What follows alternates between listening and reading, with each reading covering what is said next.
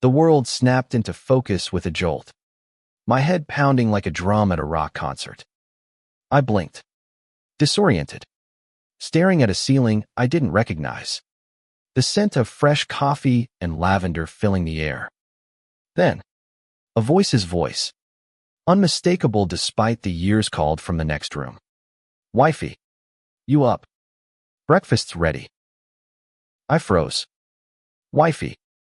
My heart lurched as I sat up, the room spinning. The man who'd just called me, that was Ethan Caldwell, my high school nemesis.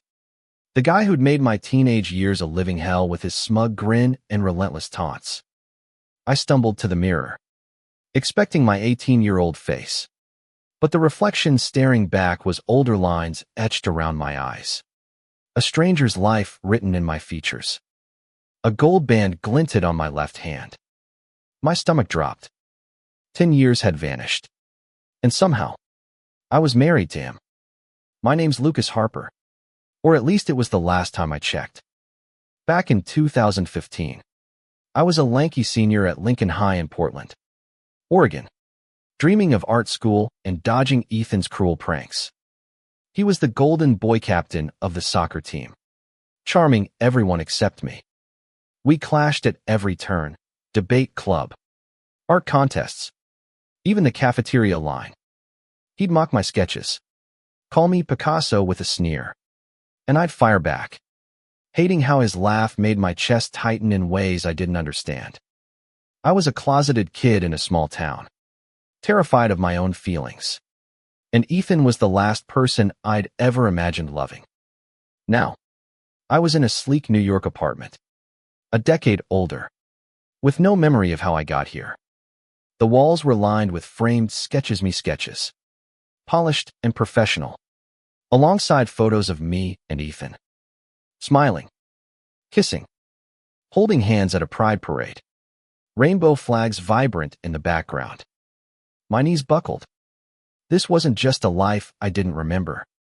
It was a life I couldn't fathom. Ethan appeared in the doorway, his dark hair messier than I remembered, his green eyes softer. He wore a faded band tee and held 2 mugs of coffee. "You okay?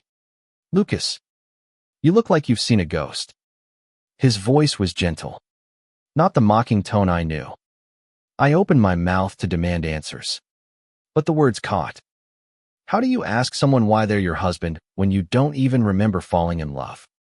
"I don't know what's happening," I managed, my voice shaky. "Why are we married?" Ethan's smile faltered, his brow furrowing. "Babe, what's wrong?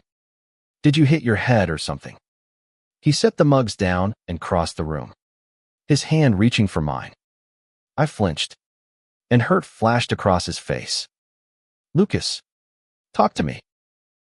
I couldn't breathe. I don't remember any of this. The last thing I knew, it was 2015, and we hated each other. His eyes widened, and for a moment, he looked as lost as I felt. Then he took a deep breath, sitting beside me on the bed. "Okay, let's figure this out together. You're telling me you don't remember the last 10 years. I nodded, my throat tight. He ran a hand through his hair, a gesture so familiar it stung. "All right," he said softly. "I'll fill you in, but you're not gonna like all of it." He started with the basics. After high school, we'd both ended up at NYUME for art, him for business. We'd fought like cats and dogs freshman year. But something shifted. Late-night study sessions turned into confessions, then stolen kisses. By junior year, we were inseparable. We graduated, moved in together, and got married 3 years ago in a small ceremony in Central Park.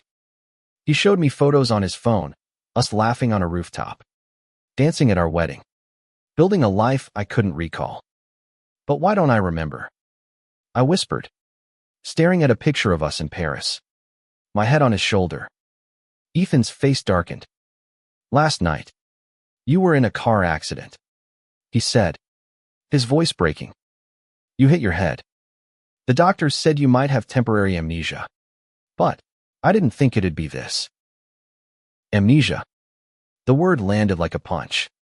I wanted to scream, to demand my life back. But Ethan's hand found mine again, warm and steady. We'll get through this, Lucas. I promise. I pulled away, my mind racing. How could I trust him? The Ethan I knew was a bully. Not this soft-spoken man calling me babe. But the photos, the ring, the way his eyes searched mine, they told a different story. I needed answers. Not just from him, but from the life we'd built. I grabbed his phone, scrolling through our texts, our emails, anything to piece together the last decade. The messages were a revelation. Late night, I love yous. Silly memes. Apologies after fights. One email from 2 years ago stopped me cold. Ethan apologizing for our high school years. Admitting he'd lashed out because he was scared of his own feelings for me. I was an idiot. Lucas. He'd written. I didn't know how to handle loving you. I looked up, my chest aching. You loved me. Back then. Ethan's cheeks reddened. Yeah. I was a jerk because I didn't know how to deal with it. I'm sorry. The room felt too small. The air too thick. I stood, pacing, trying to reconcile the Ethan I hated with the man who'd apparently spent a decade loving me. I need time, I said, my voice barely above a whisper. I need to figure this out. He nodded, his eyes glistening. Take all the time you need. I'm not going anywhere. Over the next few days, I dove into our life like a detective. Our apartment was a museum of memories I didn't own, my art on gallery flyers, Ethan's business awards, a scrapbook of our travels. I found my old sketchbook, filled with drawings of him, angry sketches from high school, then softer ones, his face softening over time. Each page was a breadcrumb leading to a love I couldn't feel. Ethan was patient, giving me space but always nearby. Cooking my favorite meals. How did he know I loved lasagna? Answering my endless questions. He told me about our first date. A disastrous attempt at ice skating where we'd both fallen and laughed until we cried. He described the night he proposed. Nervous and fumbling. Under a sky full of stars. Each story was a thread, weaving a tapestry of a life I wanted to believe in. But doubt gnawed at me. What if this was a lie? What if I was trapped in some twisted reality? I called my best friend from high school, Mia, now a lawyer in Chicago. Her voice cracked when she heard me. Lucas, thank God you're okay. Ethan's been a wreck since the accident.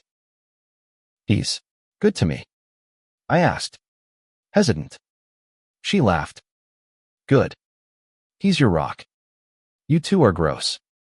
Always holding hands and making everyone jealous. Her words eased something in me, but not enough. I needed to see it for myself. I asked Ethan to take me to places that mattered to us, the cafe where we had our first kiss, the gallery where my art was displayed. Each step felt like walking through a dream, familiar yet foreign. At the gallery, a woman recognized me, gushing about my work. You and Ethan are such an inspiration, she said, squeezing my arm. The way you fought for each other, it's beautiful. Fought? I asked, confused. Ethan shifted uncomfortably. We'll talk about it later, he murmured. That night, over dinner, he told me the harder parts. Our families hadn't always been supportive. My parents, conservative and distant, had cut me off when I came out. Ethan's dad had been worse, threatening to disown him. We'd faced hate, two slurs shouted at pride events, judgment from coworkers. But we'd built a community, a chosen family, and leaned on each other through it all. I don't know how to feel this, I admitted, my fork trembling. I want to, but it's like I'm stuck in someone else's life. Ethan reached across the table, his hand hovering but not touching. You don't have to feel it right now. Just Let me show you. Weeks passed, and the fog in my mind didn't lift. But something else did. Ethan's small gestures leaving me coffee with a heart drawn in the foam. Humming my favorite song started to feel less like a stranger's kindness and more like home. I caught myself watching him, noticing the way his laugh lines deepened, the way he'd pause to make sure I was okay. One night, as we watched a movie, I leaned into him without thinking, my head on his shoulder. He froze, then relaxed, his arm wrapping around me. For the first time, I didn't pull away. But the past wasn't done with us. A letter arrived from my parents, the first in years. They'd heard about the accident and wanted to reconnect. I stared at the words. Old wounds reopening. Ethan read it over my shoulder, his jaw tight. You don't have to see them, he said. Not after what they did. I shook my head. I need to know who I am now. All of it. We flew to Oregon, the tension between us thick. My parents' house hadn't changed, same faded curtains, same Bible on the coffee table. They hugged me, awkward and stiff, and I saw the disapproval in their eyes when Ethan held my hand. The conversation was a minefield. They skirted around our marriage, focusing on my recovery. When my mom suggested I reconsider my choices, Ethan's patience snapped. Lucas is your son, he said, voice low but fierce. He's an incredible artist, a kind person, and my husband. If you can't see that, you don't deserve him. I stared at him, my heart pounding. In that moment, I saw the man I'd fallen in love with, the one who'd fought for me when I couldn't. I grabbed his hand, squeezing hard. Let's go, I said, and we left, the door slamming behind us. On the flight back, I broke. I don't know if I'll ever remember, I said, tears falling. What if I can't love you the way I did? Ethan took my face in his hands, his eyes fierce and tender. Then we'll make new memories. I loved you then. I love you now. And I'll love you no matter what. Back in New York, I threw myself into rediscovery. I painted, letting my emotions spill onto the canvas. Anger, confusion, hope.